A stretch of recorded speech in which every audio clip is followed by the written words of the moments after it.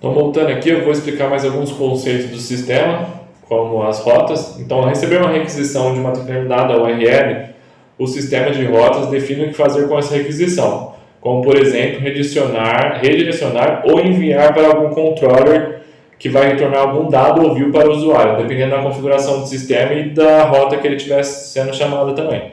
Então, nós temos dois tipos de rotas, a web e as API. Então, nas rotas web, que são definidas dentro de root.web.php, podem ser acessadas digitando a URL da rota definida em seu navegador. Então, se eu posso entrar aqui e acessar, por exemplo, exemple.com/user.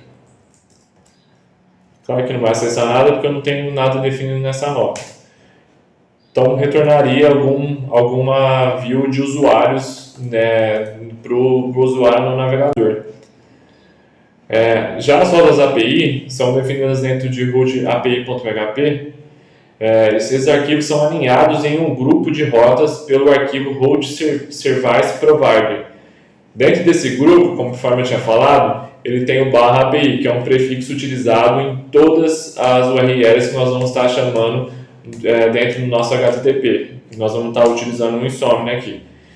Você pode modificar o prefixo desse nome de API, mas eu não vejo necessidade, mas aí fica de acordo com cada um. Então é só acessar o Host Service Provider e assim alterar. Dentro das rotas, tanto quanto da web como a API, nós temos alguns verbos da HTTP que nós podemos utilizar. Então temos o verbo get, que traz lista de dados, lista um dado. Temos a rota post, que é para inserção de dados. Temos a rota put e patch, que é para o update de dados. Temos a rota delete, que é para deletar um determinado dado. Também temos nossos controllers, que em vez de nós definir toda a nossa lógica de manipulação de solicitação no nosso arquivo de rota, você deve organizar esse comportamento utilizando classes controladores. Baixou aqui, desculpa. Então, os controladores podem agrupar a lógica de manipulação de solicitação relacionadas em uma única classe. Por exemplo, nós podemos criar a classe userController e nela ter todas as solicitações, as nossas classes, nossas solicitações. Temos lá create, show, que é para listar um usuário, o create para mostrar uma view, o store para inserir um usuário, o update para chamar uma view de atualização. Temos também a de delete, que é para deletar um usuário, e o diretório é no app HTTP Controllers. Nós vamos estar utilizando aqui também o Eloquent do Laravel, que nada mais é que um mapeador objeto relacional, um ORM, que torna agradável interagir com o nosso banco de dados.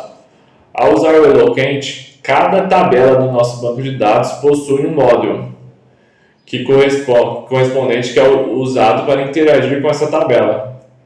Então eu tenho a tabela lá, usuário. Então, usando o Eloquent, obrigatoriamente eu preciso ter um módulo de usuário. Além de recuperar registros na tabela de banco de dados, os modelos do Eloquent também permitem inserir, atualizar e excluir registros na tabela.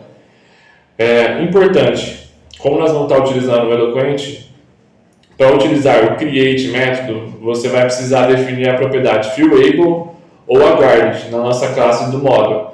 Essas propriedades são necessárias porque todos os modelos eloquentes, por padrão no Laravel, são protegidos contra vulnerabilidade e atribuição em massa por padrão. Para saber mais sobre atribuição em massa, eu deixei um artigo aqui também que vocês podem estar dando uma olhada. Então, fillable, você atribui campo a campo. Por exemplo, nome, e-mail e senha. Se eu colocar lá só o nome, ele só vai deixar eu salvar e o nome na hora que eu fizer o create. Já o guarded, todos os campos ficam atribuídos em massa. No nosso banco de dados, temos as migrations. As migrations são como controle de versão para seu banco de dados, permitindo que sua equipe defina e compartilhe a definição de esquema de banco de dados do aplicativo. Por exemplo, nós temos lá um banco de dados enorme. Se nós estivermos utilizando as migrations, toda atualização nós definimos na migration e executamos para o nosso banco final. Caso você não esteja utilizando a migration, fulano vai lá, altera o código e esquece de documentar. Então já fica perdida essa documentação. Com as migration, esse problema fica resolvido.